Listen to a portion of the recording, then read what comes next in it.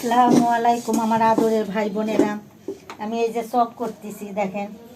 আগে আমি আলু সিদ্ধ করে নিছি, নিয়ে আদা রসুন জিরে পেঁয়াজ মরিচের গুঁড়ে সব দিয়ে দিছি, দিয়ে দিচ্ছি দেখেন।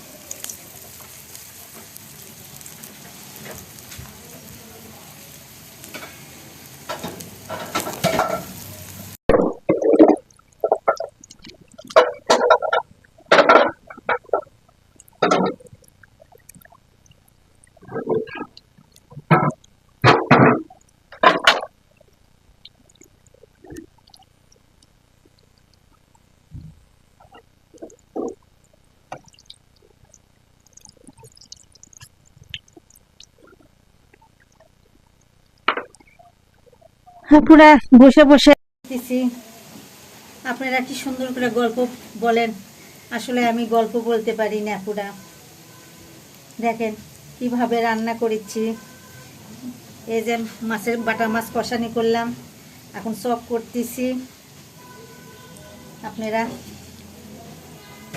চপ করতে চাইলাম না, তো এখন আমার মেয়ে বলতেছে, আম্মু এনা চপ করো তো খাই, তোমার হাতে চপ খুব স্বাদ লাগে, তাই করতেছি।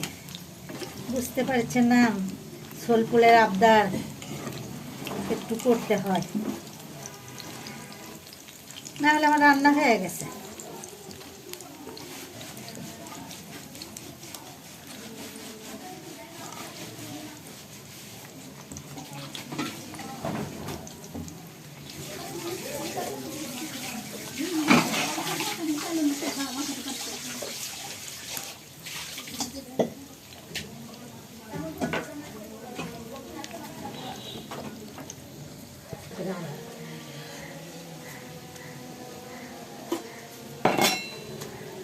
পুরা ভাইয়েরা, এই যে আমার চপ বানানো হয়ে গেছে, আসেন দাওয়াত নেন আপনারা।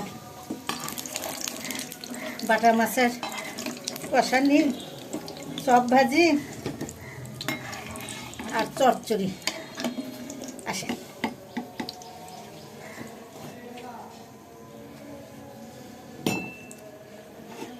এই দেখেন আপুরা, আমার